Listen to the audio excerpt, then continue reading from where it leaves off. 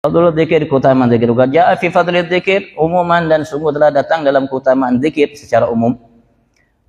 Wa fadlu hadhil kalimat khususan, dan keutamaan kalimat-kalimat ini secara khusus. Ada kalimat-kalimat yang beliau sampaikan yang datang dari Nabi Agung Muhammad yang sallallahu alaihi wasallam, memberikan motivasi untuk kita membacanya karena kelebihan yang ada di dalamnya.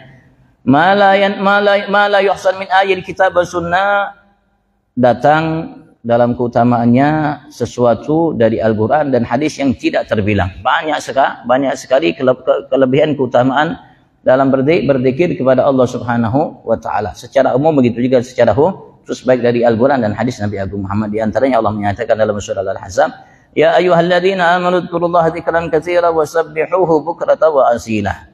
Perintah dari Allah kepada kita yang beriman. Ya ayyuhalladzina amanu, wahai sekalian hamba-hamba yang beriman, udzkurullaha, ingatlah kalian semua akan aku Allah, dzikran katsira, ingat yang banyak. Allah minta kita selalu ingat kepada Allah Subhanahu, ingat yang banyak.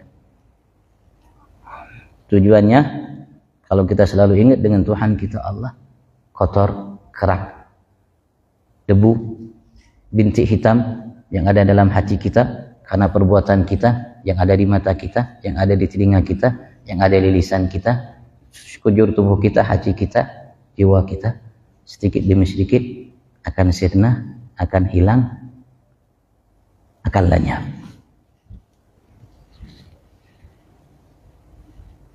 Sehingga yang ada di dalam hati kita, benak pikiran kita, di mata kita, lisan kita, tangan kaki kita, Allah. Allah. Sehingga mulai cinta kita kepada Allah. Karena seseorang yang cinta itu akan selalu menyebut yang dicintainya. Selalu menyebut yang dicintainya. Itu yang diinginkan oleh Allah Subhanahu wa Ta'ala. Di antara poin yang terbesar dari perintah dzikir, ya Allah perintahkan kepada kita untuk selalu kita ingat kepada Allah. Dan ketika seseorang hamba ingat kepada Allah, insya Allah ia akan jauh dari syaitan, dari hawa, dari nafsu, dari berbuat dosa, maksiat. Kalau ia ingat kepada Allah. Kapan seseorang itu berbuat maksiat? Ketika ia lupa dengan Allah Subhanahu wa Ta'ala.